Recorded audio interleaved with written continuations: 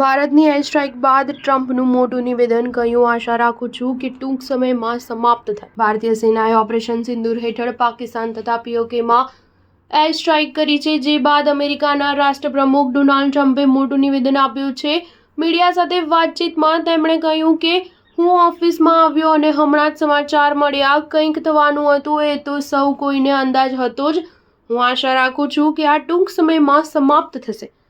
બંને દેશો ઘણા સમયથી લડી રહ્યા હતા. બીજી તરફ અમેરિકાના વિદેશ મંત્રી માર્કો રૂબિયોએ કહ્યું છે કે હું ભારત અને પાકિસ્તાનની પરિસ્થિતિ પર સતત નજર રાખી રહ્યો છું. શાંતિ સ્થાપના માટે બંને દેશોના નેતાઓ સાથે વાતચીત કરીશું. અમેરિકાના વિદેશ મંત્રાલયનો દાવો છે કે ભારતીય એનએસએ અજીત ડોભાલે અમેરિકાના એનએસએ સાથે વાતચીત પણ કરી છે.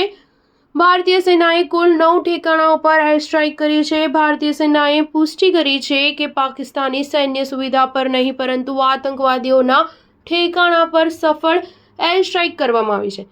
એર સ્ટ્રાઇક બાદ ભારતીય સેનાએ ટ્વીટ કરીને જાણકારી આપતા કહ્યું કે ન્યાય થયો, જય હિન્દ.